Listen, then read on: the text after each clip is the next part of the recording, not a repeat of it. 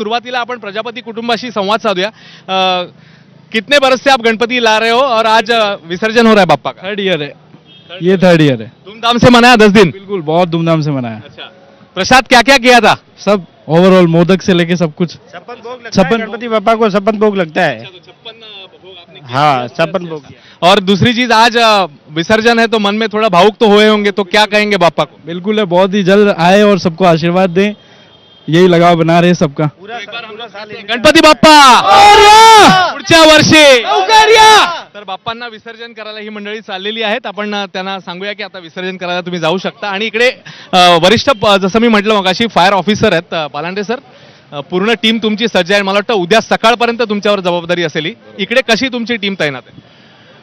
आज जसं तुम्ही बघताय, आता जसं मुंबई अग्निशमन दल आणि बृहन्मुंबई महानगरपालिका ह्या दोन्हींच्या सक्रिय संयुक्त विद्यमानाने आम्ही ही जी अरेंजमेंट केलेली आहे। आज मुंबई अग्निशमन दलाची फ्लड रेस्क्यू टीम, जी आमची स्वतःची टीम आहे, ही कार्यरत आहे। सकाळी 7 वाजल्यापासून उद्या मला वाटतं लालबागचा राजा विसर्जन होईपर्यंत, बिकॉज लालबागचा राजा संपल्यानंतर ते विसर्जन आपलं संपतं, तर तोपर्यंत आमची टीम इथे तैनात असणार आहे।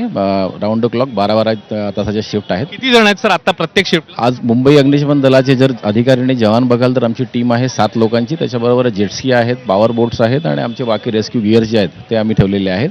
याच्या आधी जर आपण म्हणाल तर फर्स्ट रिस्पॉन्ससाठी आपण बृहन्मुंबई महानगरपालिकेने दृष्टी इमर्जन्सी ही जी कंपनी आहे, जे प्रायव्हेट लाईफगार्ड्स आहेत, हे लाईफगार्ड्स पण मुंबई अग्निशमन दलाप्रमाणेच ट्रेन असतात आणि त्यांचा फर्स्ट रिस्पॉन्स, त्याच्याबरोबर आमचा पण रिस्पॉन्स इथे असतो। आणि मेडिकल टीम देखील असेल?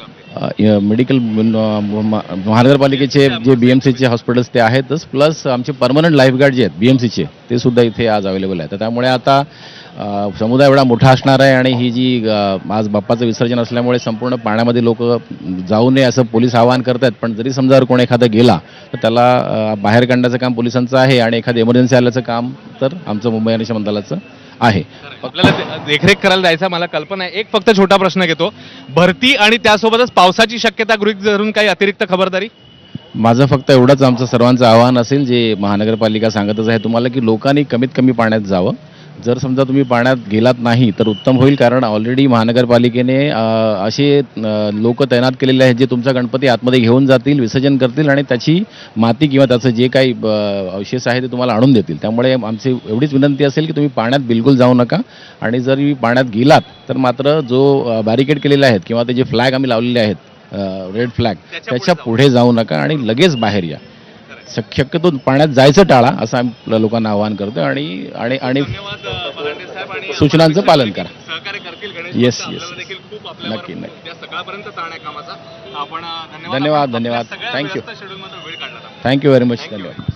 तर हे होते पालांडे साहेब, ADFO फायर ब्रिगेडची कशी टीम तैनात आहे त्याच्याबद्दल सांगत होते। आणि एकूणातच आता आपण बघतोय आणखी काही बाप्पा इकडे विसर्जनासाठी येतात, गर्दी वाढत जाईल यामिनी, आणि संध्याकाळी तर ही गर्दी जी आहे ती आणखी आपल्याला वाढत जाताना बघायला मिळेल यामिनी।